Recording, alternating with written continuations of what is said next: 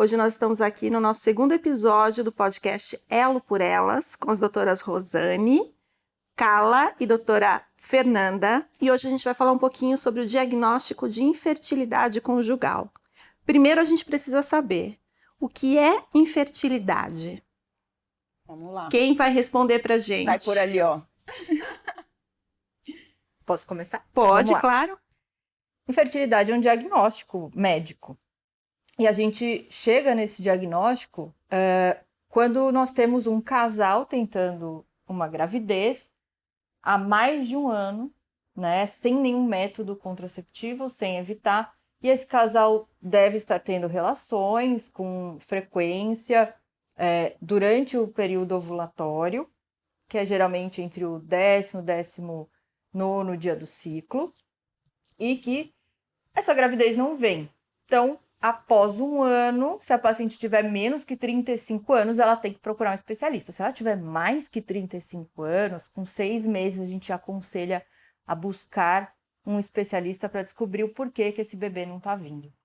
Complementando o que a Carla falou, é super importante nós levarmos em consideração o histórico de cada paciente. Então, esse diagnóstico esse conceito é um conceito genérico e que não necessariamente se aplica a todas as mulheres e a todos os homens, em resumo, a todos os casais. Por exemplo, se na sua história clínica você tem histórico familiar de menopausa precoce, por exemplo, ou se você tem histórico de endometriose, esse tempo de infertilidade, ele deve ser olhado com um olhar mais profundo e muitas vezes nós adequamos o tempo que esse casal ele tem direito a tentar sem engravidar espontaneamente. Uma outra coisa que eu falo é que isso também o que nós levamos em consideração é a dinâmica do casal. Então, por exemplo, existem alguns países europeus que consideram-se infertilidade 2 anos de tentativa. O porquê disso? Porque normalmente nós latinos, nós temos uma frequência de relação sexual um pouco maior. Então, 1 ano de tentativa num casal jovem que aparentemente não tem nenhum problema, já é um tempo suficiente para que aquele casal atinja a gestação. Em alguns países, não. Eles dão mais liberdade para esse casal tentar um pouco mais de tempo. Então, é super importante ter isso em mente, de que dependendo do casal, dependendo da história clínica do homem e da mulher, esse tempo de infertilidade ele deve ser avaliado com maior restrição.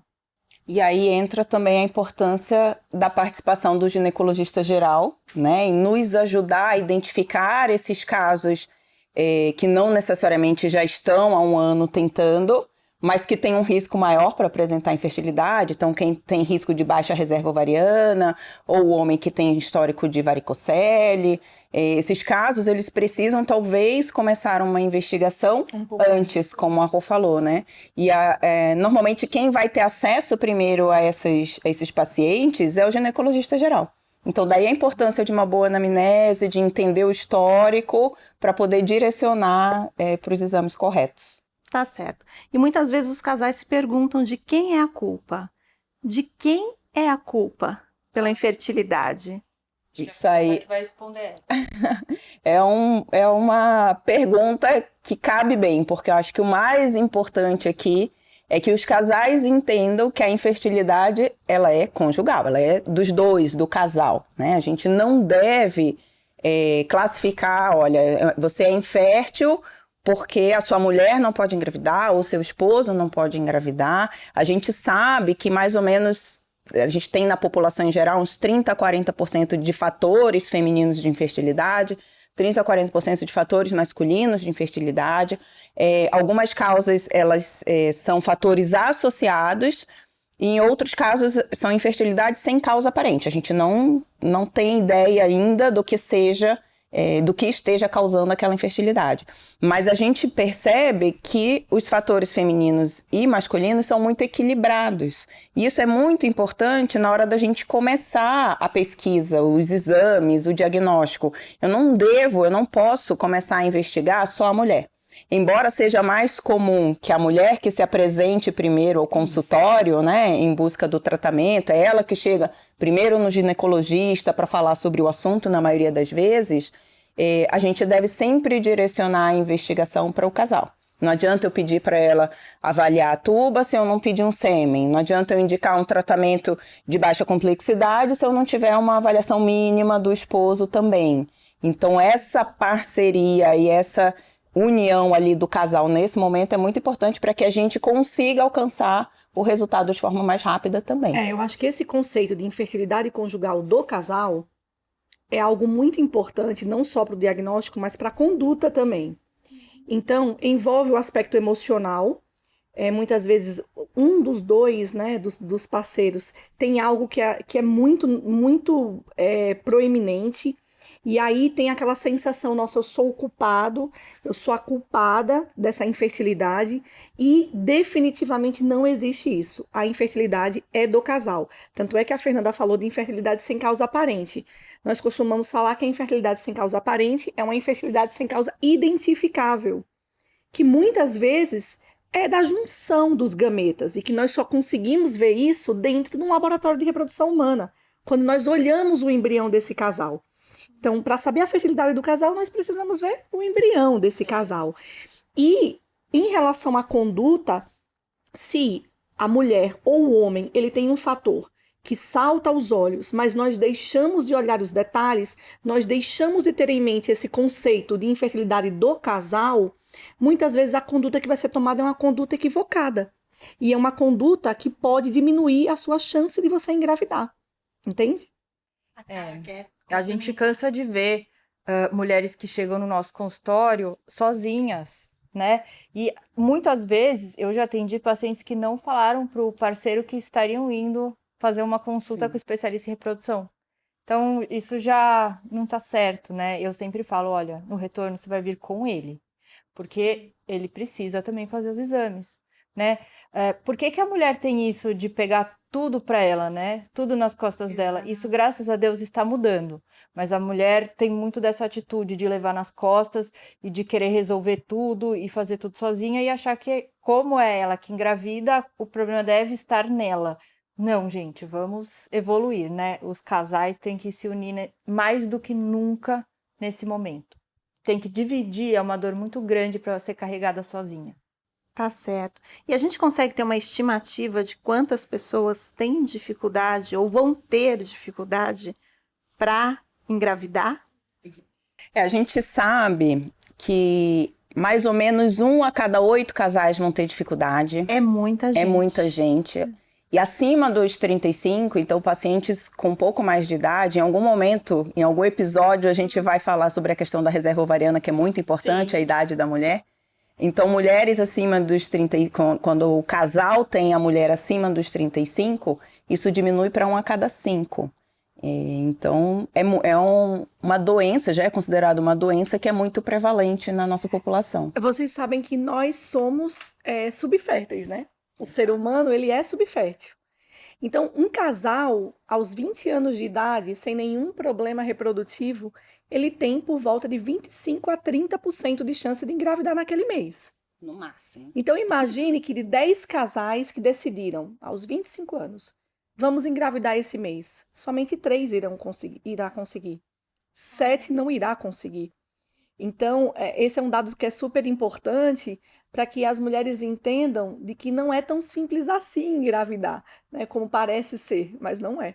E aí, aprofundando mais na reprodução humana, né, no nosso dia a dia, já falando de blastocisto euploide, que é o blastocisto que é testado e que a gente vê que ele tem todos os cromossomos na quantidade certa. Quando a gente faz esse estudo nas moscas, nas drosófilas, a taxa de aneuploidia é de 0,00. Então, assim, o ser humano tem uma taxa de aneuploidia de 50% a 80%. Então, nós somos uma espécie difícil mesmo. Os estudos de congelamento de óvulo, eles mostram que uma mulher abaixo de 35 anos, normalmente para ter um bebê em casa, ela precisa, assim, com uma chance muito alta de ter esse bebê em casa, entre 80% e 90%, ela precisa ter 20 óvulos. E lembrando que a gente libera num ciclo natural, normalmente um óvulo por mês, né? Então, as nossas tentativas realmente... A gente tem, óbvio, uma taxa cumulativa. Então, esse casal que não tem problema nenhum, que está tentando engravidar, Ao final de um ano, mais ou menos uns 85% vão ter Irá engravidado. Exato. Tá? Então, é o que a gente chama de taxa acumulativa. Agora, passou de um ano e não conseguiu engravidar, aí não é que não vai conseguir, mas precisa buscar uma ajuda. E um detalhe super importante é, quanto mais passa o tempo e você não consegue engravidar, a sua chance cumulativa irá diminuir. Diminui. E essa é uma tendência do mundo moderno, né? As pessoas as mulheres engravidarem mais tarde e irem buscar uma ajuda mais tarde, Sim, não é isso? E Vocês também veem o isso? tempo de infertilidade, que a doutora Rosane, né, tá falando. O tempo de infertilidade também é importantíssimo. Independente da causa, né? Independente da causa. Às vezes você não achou causa, a infertilidade sem causa aparente ou sem causa detectável, como a Rô falou. Mesmo que você não tenha ali um fator evidente de infertilidade, quanto mais tempo de tentativa, isso vai diminuindo a sua porcentagem de sucesso também. Seja espontâneo, seja por técnica de reprodução assistida. Então, gente, a natureza é muito caprichosa, mas nós também somos. É verdade. Existe alguma doença ou algumas doenças que podem ajudar, que podem contribuir para a infertilidade de um casal? Quais são as doenças mais comuns que podem causar infertilidade, que devem acender aquela luzinha de, opa, eu preciso buscar uma ajuda? A principal causa de infertilidade feminina é a endometriose. Então, o que é endometriose? Endometriose, falando de uma forma muito grosseira, uma forma leiga, é o tecido que reveste o útero por dentro, o endométrio, fora do útero, em locais extrauterinos. E isso causa uma reação inflamatória, com a prevalência de aderências, com diminuição da taxa de implantação do embrião. Então, a doença mais prevalente na infertilidade feminina é a endometriose. Mas, dentre elas, existem alguns vilões, né? Existe a síndrome do ovário policístico, existe a diminuição da reserva ovariana, existe o mioma uterino, pólipo uterino, a adenomiose, que é uma doença que anteriormente nós não dávamos muita importância, então o conhecimento a respeito da adenomiose vem crescendo muito, e a importância da adenomiose na produção de infertilidade. E existem as causas masculinas, normalmente varicocele, infecções prévias, cirurgias prévias, criptorquidia, então malformação congênita do sistema reprodutivo, enfim, é uma gama muito grande de fatores que podem causar infertilidade. Doenças sistêmicas também, né? A gente tem algumas doenças do organismo como um todo, não necessariamente do aparelho reprodutivo, como a trombofilia nas mulheres, ou doenças crônicas nos homens, como diabetes, e o uso de algumas medicações que também podem alterar a qualidade seminal e levar à infertilidade. Hipotireoidismo. Lembrando da importância da gente sempre investigar o uso de anabolizantes, medicamentos hormonais nos homens, porque isso é uma causa importante de infertilidade masculina. E a gente tem que lembrar também dos fatores ambientais, né, que a gente está exposto. Algumas coisas até do dia a dia, que nem um homem que pratica ciclismo, que treina muito, né? Ele pode ter uma diminuição da qualidade da quantidade seminal pelo trabalho ou pelo treino que ele faz. Uma mulher que faz maratona, ela pode parar de ter ciclo. Então, tem os fatores ambientais, tabagismo, a má alimentação, exposição, às vezes, enfim, uma série de coisas que a gente tem que observar também do dia a dia, que podem até ser corrigíveis, né? Então... Exposição à radiação, à poluição. Hoje tem muito estudo falando do impacto ambiental e como a nossa população, no geral, vem diminuindo a taxa de fertilidade. Gente, é impressionante. E a poluição tem o quanto, exato, o quanto o nosso estilo de vida e o ambiente onde a gente vive pode influenciar nessa diminuição. Existem estudos que falam que os disruptores endócrinos, o que é isso? São elementos do meio ambiente, poluentes, toxinas, que são capazes de alterar a nossa função endócrina. E existem estudos relacionando os disruptores endócrinos, por exemplo, com endometriose. Então, se sabe que existe um trabalho super interessante, antigo, inclusive, de um grupo americano, que eles pegaram derivados do plástico e deram para gorilas, e as gorilas desenvolveram endometriose. Então, existe esse impacto no meio ambiente na nossa saúde reprodutiva, é muito importante. Outra coisa que nós não falamos ainda é o histórico de cirurgias prévias. Então, se a paciente ela tem histórico de apendicite, de oforoplastia, também essa paciente ela tem que ficar mais atenta e talvez o tempo do diagnóstico de infertilidade não seja 1 ano, seja um tempo mais curto. Sim, eu vi um estudo que encontraram esses pedacinhos de plástico, microplásticos, TCDD, na né? placenta de uma mulher, de um bebê, né? Nossa. Humano, ser humano. Então você vê que nós estamos expostos a um O ambiente tempo todo, ultra né? poluído. Esse negócio de você aquecer no micro-ondas, o plástico BPA não é é liberado. bobagem. Não é bobagem. Não é bobagem, gente. Ah, Libera o BPA, não tomar em copo de plástico, não usar Tupperware que não seja BPA free, né? Isso a gente tem que se preocupar também. A nossa Desde a nutricionista, ela infância. fala que nós temos que nos preocupar, nós mulheres, até com a maquiagem que nós utilizamos. A Sim, maquiagem tem que ser disruptores vegana. endócrinos até na O ideal é que maquiagem.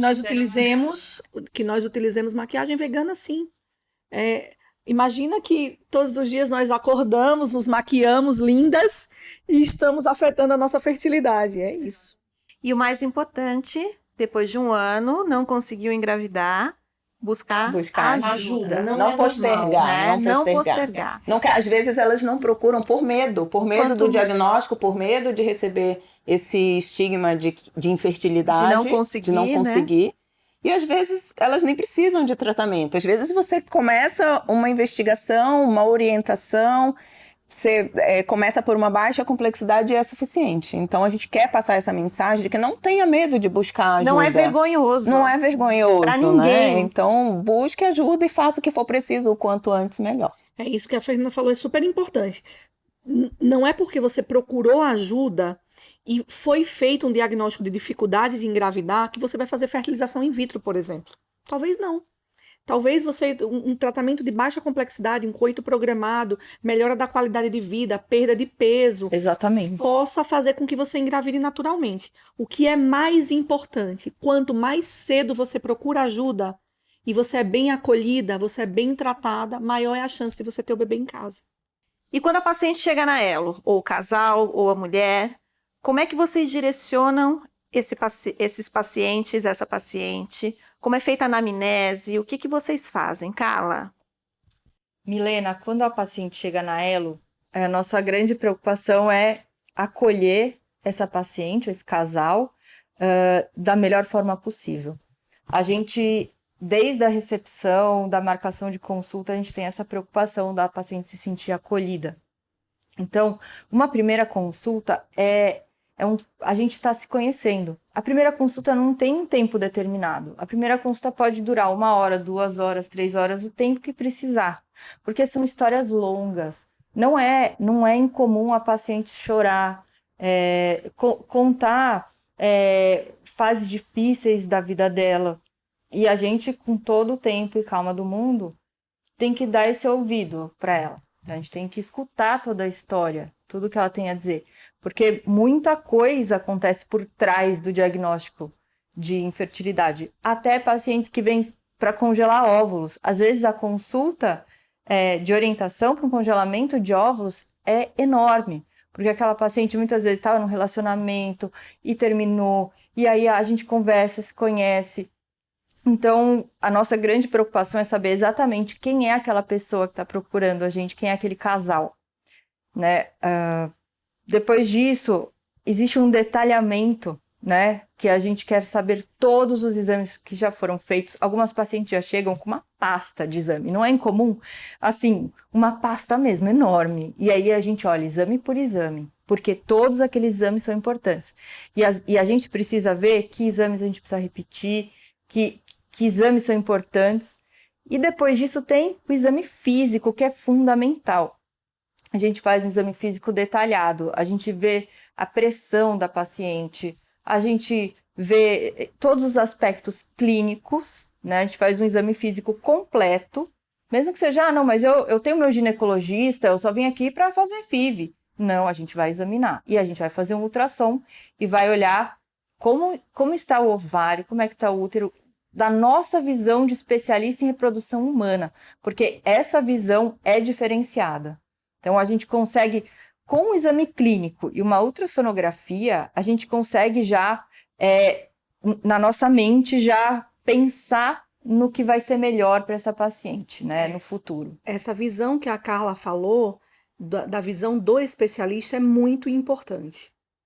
Então, é claro que as pacientes, normalmente, elas já vêm acompanhadas pelo seu ginecologista, mas essa visão do especialista, ela passo a passo, então, uma avaliação metódica daquele casal é muito importante para o sucesso do tratamento. Então, na anamnese, muitas vezes, alguns detalhes que a própria paciente ela acha que não é importante é fundamental para o sucesso do tratamento. Então, nós fazemos, eu brinco que é a anamnese sob tortura. E eu vou falando para a paciente, olha, tudo que você lembrar, que você acha que é relevante, você tem que me comunicar. Por exemplo, na família do meu marido, ele tem 3 sobrinhos que têm autismo.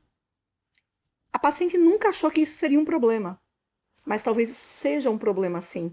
E é um problema que, inclusive, é resolvível. Você pode intervir se você for fazer um tratamento de reprodução assistida.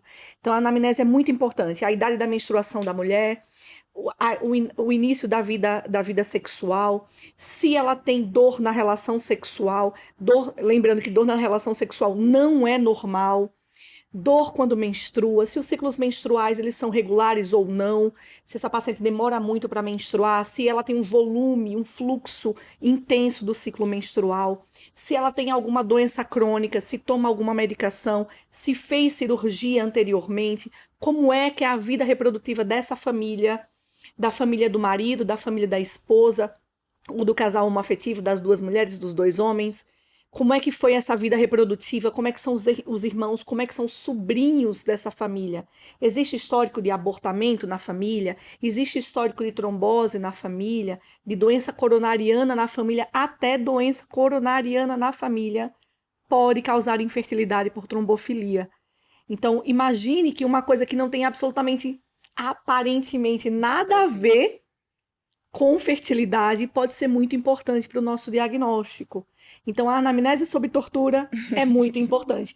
E eu falo isso para os nossos alunos, que nós, muitas vezes, e isso que a Carla falou, que o tempo da primeira consulta, nem na primeira, nem na segunda, nem na terceira, é pré-determinado, porque você precisa aprender a ouvir o paciente. Eu costumo falar que fertilidade é um quebra-cabeça de 1000 peças. Que todas as peças elas vão se encaixar para que fique aquela imagem linda, perfeita no final, depois que você consegue montar. Então, você precisa estar apto a ouvir o paciente. O paciente precisa falar. Ele precisa falar para ser acolhido e ele precisa falar para lhe contar qual vai ser a conduta que você vai tomar com aquele casal. Então, quando o paciente começa a falar, a gente já sabe você já vai tecendo várias hipóteses que serão confirmadas num exame físico detalhado, numa ultrassonografia bem feita. Então, muitas vezes o casal pergunta, é preciso fazer ultrassonografia no consultório? É sim, preciso. Por mais que você traga um laudo normal de ultrassonografia, eu preciso ver, esse ovário, ele está aderido? Ele está no posicionamento adequado? Esse folículo antral tem uma contagem de folículos antrais, que são os folículos que podem se tornar óvulo, normal. Esse folículo, ele é um pouquinho aumentado para a fase do ciclo? E o endométrio? E o endométrio? É um endométrio fino? É um endométrio trilinear? Não é um endométrio trilinear? Então, imagine que essa visão do médico especialista em reprodução, ele é muito importante para que o quebra-cabeça seja montado.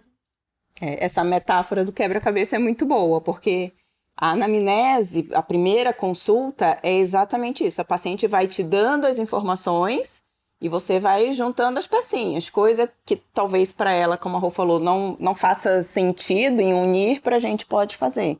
Eu acho que a primeira coisa que todo mundo quer saber quando o paciente senta na nossa frente é qual é a sua idade, né? Porque é um fator fundamental ali, pensando na reserva ovariana. Acho que a reserva ovariana talvez seja uma das coisas mais desafiadoras na reprodução assistida, né? Que a gente não consegue ainda manipular e mudar a questão da nossa diminuição natural dos óvulos. Então, apesar de não ser um problema de saúde, quer dizer, você ter a sua reserva ovariana diminuída com o passar do tempo, não é um problema, é natural. Mas com a mudança, né, do comportamento da nossa sociedade e as mulheres engravidando cada vez mais tarde, isso tem aumentado, é uma das causas do aumento da infertilidade. Fê, e eu queria te perguntar como é que é a conduta quando um casal ou uma mulher chega lá com histórico de negativos? E aí Que pode pôr algumas horas de consulta. Que pergunta difícil. Para colocar de novo todas as pecinhas daquela mulher emocionalmente falando no lugar e começar de novo. Exatamente. Além de você, na verdade, você se sente até lisonjeado de ela já ter tido negativo e voltar para você. Ou teve em outro lugar e vem para você. Eu acho que quando dá positivo de cara, de primeira, é muito fácil. A paciente ficou super agradecida e você é maravilhosa e ela vai indicar você para todo mundo. Quando dá negativo e ainda assim ela se sente agradecida e indica você para as amigas dela, aí você sabe que você fez realmente um bom trabalho de acolhimento, né? De que ela se identificou com você. Agora, quando ela vem com um histórico de perdas anteriores, além desse suporte emocional que a gente precisa dar e de incentivá-la a continuar tentando, muitas vezes a gente tem que começar a ampliar a investigação. Ver se alguma coisa a gente deixou passar, ou se alguma coisa ainda não foi investigada, porque não estava no ponto ainda mesmo de ser investigado, né? Muitas vezes a gente tem etapas na investigação.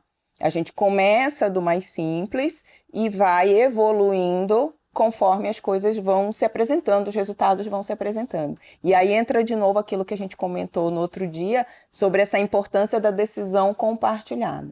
Então, é importante que a paciente entenda quais são as possibilidades, quais são os exames possíveis de serem feitos, o que cabe para ela fazer, o que está dentro do orçamento dela para fazer naquele momento. Da evidência científica. Da evidência científica. Isso aqui não, isso aqui é muito importante porque tem evidência comprovada, você tem que fazer. Esse daqui não, esse daqui, olha, os estudos são controversos, a gente pode ou não fazer. A gente pode ou não fazer no primeiro momento, ou a gente pode deixar para fazer mais para frente, caso não aconteça da forma que a gente estava planejando. Então, esses caminhos a seguir, você tem que elaborar um raciocínio, elaborar um plano de ação, e eu costumo falar para as pacientes, olha, vamos então sentar aqui e elaborar um plano de ação. O que a gente vai fazer? Você tem que ter uma estratégia. O plano de ação para aquele casal. Individualizado isso sempre. do plano de ação eu acho sensacional, Fernanda. O casal não pode ir embora isso a sem gente isso. fala a mesma coisa. É verdade. E aí eu anoto lá no prontuário as opções, tipo, se fizer isso, vou fazer aquilo. Se eu fizer isso, vou fazer aquilo. As flechinhas. É quase um fluxograma. Podemos ir para cá ou para lá. Eu faço as flechinhas. Eu falei isso do insucesso, né, do negativo. Eu ressalto, eu bato sempre nessa tecla dos detalhes. Então, os detalhes eles não podem passar desapercebidos. E se você olha todos os detalhes e não deu certo, você sabe que você está dentro da estatística. Então, a gente sabe que de primeira, ou de segunda, ou de terceira, não vai dar certo para todo mundo. Mas você sabe que a sua chance de dar certo é muito maior se você olha esses detalhes.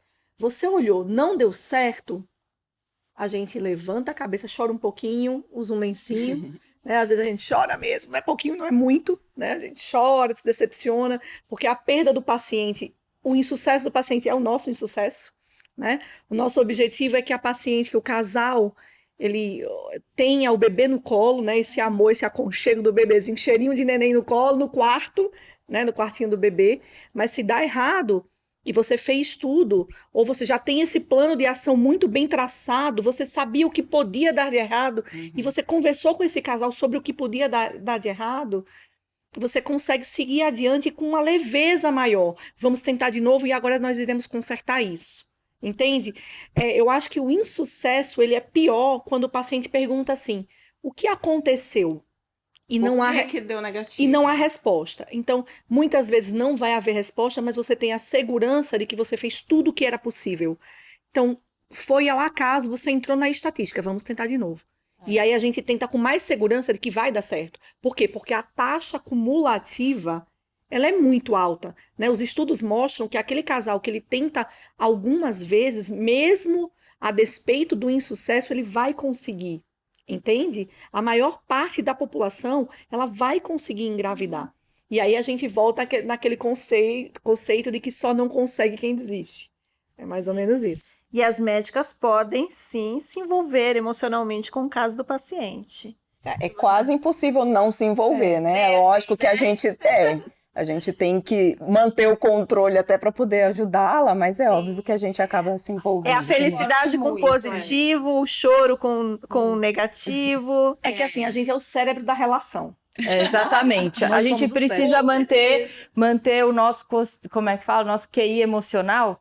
Coeficiente emocional. Exatamente. Equilibrado. Sempre a gente tem que ter aí inteligência emocional naquela hora da consulta, porque a paciente tem todo o direito de ficar mal, Mas a chorar. gente também, né, Carla? Não, mas a gente não também, pode, viu? mas a Eu não gente vou não mentir, pode não. desmoronar também. A gente precisa Eu ficar firme pra pegar ela pela mão e falar, vamos. Mas e a vibração do positivo? Como Gente, é é que boa é? demais. Ah! Geralmente a gente recebe a notícia primeiro e liga pra paciente. Primeiro que o marido, às vezes, né? Primeiro que com todo certeza. mundo, Primeiro porque que a O beta normalmente vem pra gente, né? gente. E aí você que liga pro paciente. Você sabe que é uma hora do dia que eu me preparo, assim, pra ligar. Pro positivo ou pro negativo, eu vou pra um lugar reservado, pra um lugar, assim, eu posso estar na correria, eu posso estar, sei lá, naquela bagunça, eu falo, gente, com licença, eu vou pra um lugar reservado, porque essa conversa, eu preferia que fosse ao vivo, mas não dá pra ser. Não porque necessariamente vai dar certo, não né? necessariamente vai dar. Mas é uma conversa tão importante, tão importante. O positivo, claro, assim, vai ser festa. Pode ser por fax, por telefone, por aquele avião. Pombo correio. Pombo correio. Mas agora, o negativo é uma conversa que tem que ser bem feita. A gente tem que conversar direitinho com a paciente. E marcar um retorno pra gente conversar. Eu acho que o envolvimento emocional é inevitável, né? Nós somos mães, nós sabemos o quanto isso é importante. É a nossa meta de vida, fazer com que as pacientes engravidem. É inevitável você se envolver, você chorar, você sentar, segurar a mão. Mas como eu falei, a gente é o cérebro. Então, eu brinco que a nossa frustração ela dura 5 minutos. Às vezes a gente vê que tá negativo, assim, no meio do trânsito. Juro, acaba com o meu dia. Eu falo, não é possível. Não, aí eu ligo, não sei o que, pro paciente, respiro fundo. A seguir, eu já sei qual é o próximo passo que eu vou dar. Vamos lá. E a gente já pensa no que vai ser daqui pra frente. A gente vai reformular. Mas, Milena, você perguntou como é que é a vibração do positivo? É sensacional, é sensacional, mas melhor do que o positivo é receber a foto do bebê depois. Ai, Bebê gente, nascido. não, é a visita do nenê. Ai, como é bom. É impagável. Só que Você agora com vê, a pandemia tá mais difícil. você vê a foto do bebê, ou você. Porque normalmente quando as pacientes são indicadas por ginecologista, nós devolvemos essa paciente, né? Mas apesar de que a gente casa com ela. Então, até o final, até a criança ter 30 anos de idade, a gente vai ser o médico. recebendo foto. Vai sonhar o crescimento. Muita foto, adoro. A foto do ultrassom, Uma a foto família, do parto, né? a foto do aniversário. tudo. Homenagens de muito aniversário, de um ano. É muito legal. A gente é convidada pra chá. É que agora tá difícil, mas assim, chá de bebê. Nossa, aniversário de 1 ano. É isso que faz valer a pena, né? Nossa, o nosso trabalho é muito sensacional, né? Já me convidaram até pra ser madrinha de criança. Meu Deus, cara, cheio de afilhados por aí. A gente falou um pouquinho aqui das consultas, quando as mulheres chegam. E quando a mulher chega a primeira vez para uma consulta, quais são os exames que vocês pedem? Fernanda, quais são os exames que as mulheres precisam fazer, que muitas vezes elas não sabem? Não sabem, né? Às vezes elas já vêm. Tem 2 tipos de paciente. Às vezes elas já vêm pra gente com um histórico de outros tratamentos ou com uma investigação já inicial que ela fez com o próprio ginecologista. Mas existem aquele grupo que tá ali, que ainda não passou em nenhuma avaliação, que está passando numa primeira consulta de infertilidade e que não tem muita ideia ainda do que possa estar acontecendo. Então, é fundamental a gente avaliar a reserva ovariana. Esse eu acho que é o ponto principal. E a gente consegue avaliar a reserva ovariana através de dosagens hormonais. Algumas dosagens hormonais, elas precisam ser colhidas no início da menstruação, no início do ciclo menstrual. A dosagem do hormônio antimileriano também, hoje em dia, é fundamental. Se a paciente tem possibilidade, ela deve fazer. O que mede o antimileriano? Antimileriano. Ele mede, a grosso modo, ele mede a quantidade de óvulos que você tem no seu ovário. É óbvio que a gente não consegue contar isso em números, né? Certo. Quando a gente faz, por exemplo, um ultrassom, que também faz parte da avaliação na reserva ovariana, ultrassom com a contagem de folículos antrais, a gente conta quantos folículos a gente vê em cada ovário naquele momento. E o momento ideal para ser feito também é no início do ciclo, mais ou menos em torno do 2º ao 5º dia do ciclo menstrual é a melhor época para a gente fazer essa contagem. Posso fazer um parênteses? Eu costumo falar que a contagem de folículo antral é quando você tem na carteira ali no bolso, e o antimileriano é a tua poupança, como é que tá? Ele fala muito mais, né, do que o que tem ali naquele momento, porque a gente tem no nosso ovário folículos em diversas fases de desenvolvimento, então tem muitos lá que não são visíveis, né? A gente só consegue ver o folículo no ultrassom quando ele desenvolve o antro, que é uma cavidade com líquido, mas tem vários outros folículos ali que estão dispersos no ovário em fases anteriores a essa. Então a gente conta um pouquinho, vê o que tem na carteira naquele momento, né? Em cada ciclo isso pode variar um pouco entre as pacientes, mas o antimileriano nos dá uma ideia um pouco maior sobre essa reserva. O antimileriano alto nos fala de uma boa reserva ovariana, uma quantidade grande de folículos, quer dizer, se eu precisar estimular aquela paciente da medicação, ela provavelmente vai responder bem à medicação. E um antimileriano baixo, principalmente abaixo de 1, nos fala de uma baixa reserva ovariana. Esse paciente não pode perder muito tempo. Eu acho que esse capítulo antimileriano é muito importante. É um exame fundamental para aquela mulher que deseja avaliar como é que está a reserva ovariana dela. Os folículos antrais, a quantidade de folículos antrais, ela foi programada dentro da barriga da nossa mãe, lá por volta da 8ª semana de gestação. Então, existe uma programação genética de quantos folículos você vai ter durante a vida e o que é que são esses folículos antrais? São os folículos que, a grosso modo, irão virar óvulos. Ou seja, é o seu potencial reprodutivo. Quando nós começamos a menstruar, lá na menarca, todos os meses existe uma perda progressiva do número desses folículos antrais. Vai haver um momento no qual, quando você está próximo à menopausa, que você tem um número tão restrito de folículos antrais que o cérebro ele não consegue dar o comando para essa paciente ovular. Então, muitas vezes, não é que a paciente não tem mais folículo antral, mas ela tem uma quantidade tão pequena que essa quantidade não é suficiente para fazer com que ela tenha um ciclo menstrual normal. Então, isso é importante porque também muitas pacientes elas perguntam, nossa, mas meu antimileriano é baixo. Eu não vou engravidar de jeito nenhum? Não é isso. Isso é o antimileriano, ele não é prognóstico de gestação. Ele é prognóstico de que você precisa correr contra o tempo. O seu potencial reprodutivo ele está declinando. Ou ele está ok, ou ele está declinando. Da mesma forma, não é porque você tem um antimileriano ótimo que você vai engravidar. Talvez não. Por quê? Porque a nossa fertilidade, ela envolve uma série de fatores. Mas como a Fernanda falou e ela vai continuar a falar, o ponto-chave, o ponto inicial da investigação feminina é a reserva do ovário através do hormônio antimileriano. E depois, aí a gente tem que... Eu gosto de dividir essa avaliação básica em 3 partes, né? O ovário, que a gente vai avaliar através da reserva ovariana, as tubas, que a gente normalmente avalia através da esterossalpingografia, que normalmente é um exame que as pacientes querem fugir, porque ele é um pouco mais invasivo, tem que injetar um contraste dentro do útero, mas hoje em dia, dependendo do local que você faz, e a pessoa que faz, se tem boa técnica e tudo, elas toleram super bem. Já não é um exame tão ruim quanto era antigamente. E é essencial. Obrigatório. Obrigatório. Não dá para fugir da esterossalpingografia. Você imagina que a primeira fertilização in vitro, quando surgiu a fertilização in vitro, foi para tratar um problema tubário. Não tem como você engravidar naturalmente se a sua tuba não está boa. O seu útero pode estar ótimo, o seu ovário pode estar ótimo, o sêmen também. Mas o encontro do óvulo com o espermatozoide acontece na tuba. Se você não tem tuba saudável e pérvia, não tem como acontecer. Não dá para você indicar nenhum tratamento sem fazer esterossalpingografia. Então não dá nem para você tomar Clomid sem fazer a esterossalpingografia. Clomid é um indutor da ovulação. É um remédio que faz que é muito você comum, ovule. né? Mulheres chegarem para nós tomando indutores da ovulação, Já tomando. sem ter feito a avaliação da perviedade, se as trompas são pérvias ou não. E é um exame básico da pesquisa E às de vezes infertilidade. elas acabam perdendo tempo, né? Naquela indução, já estão há meses naquela indução e não Tomando avaliaram a remédio, tuba. hormônio e não sabe nem se a E aí trompa... descobre depois. Se tá ok ou não.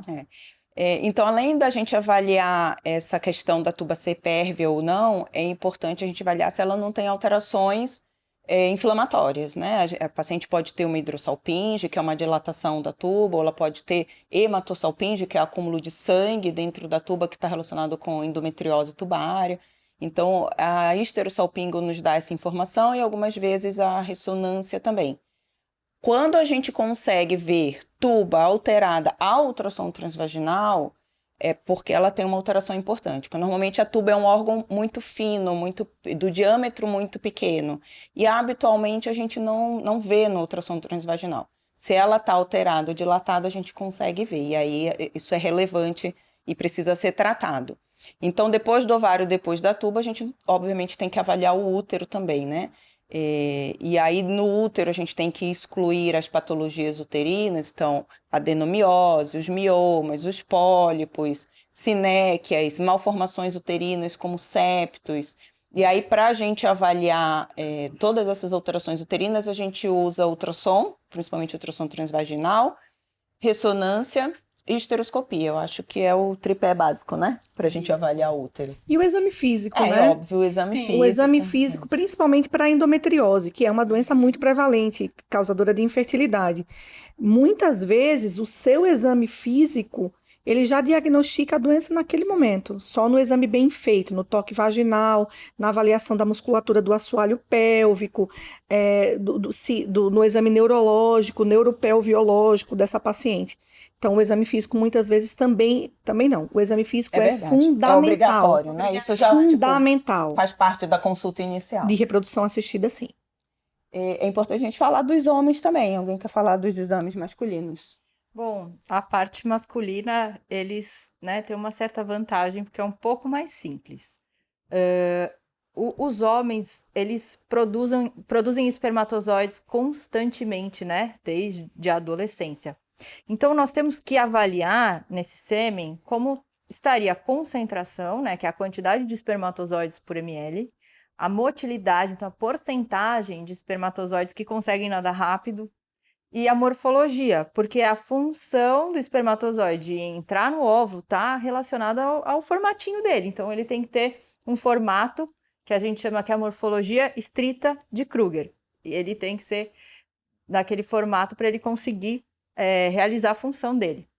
Esse é um exame simples, né? Análise seminal completa, mas deve ser feita em um bom laboratório. Porque, gente, um exame seminal alterado não vai levar ninguém à morte. Então, muitas vezes, os laboratórios que fazem exames em geral e que não são especializados numa análise seminal podem demorar um pouco. Essa amostra tem um tempo ideal de liquefazer para ser avaliado. Então, eles podem até, às vezes, juntar uma quantidade de sêmen para fazer a análise. E essa análise pode não sair 100%. Acontece que, para um casal que está tentando engravidar, ter um resultado alterado é muito difícil. Então, a gente sempre orienta, colha o exame em um local que faz confiável, que a gente indica, enfim. Se vier alterado, a gente tem que fazer outros exames. Então, a gente tem que buscar a causa dessa alteração, né? Será que é uma varicocele, que são as varizes, né? Na bolsa escrotal? Será que é um problema idiopático? Será que ele já nasceu assim? Será que é genético?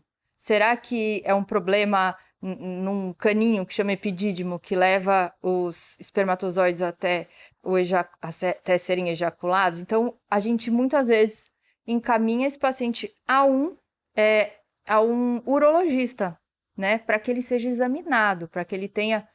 nós somos ginecologistas, então a gente tem muito essa parceria e esse, né, encaminhamento, essa confiança em andrologistas e urologistas da nossa confiança. Além dessa quantidade, da motilidade, da morfologia dos espermatozoides, é importante também ressaltar a qualidade espermática. Então, existe um exame chamado fragmentação de DNA espermático, Importantíssimo. que tem sido utilizado muito mais, a cada dia mais. Ele avalia, o DNA do espermatozoide é responsável pela ativação inicial do óvulo, ou seja, da formação inicial do embrião.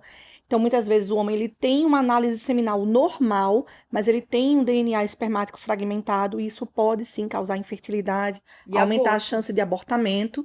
Então, também é importante o perfil hormonal masculino. Então, não é só a mulher que precisa de exames hormonais, mas o homem também, o ultrassom de bolsa testicular. E existem alguns exames secundários que, dependendo da anamnese, que é a história clínica, nós iremos pedir também na primeira consulta.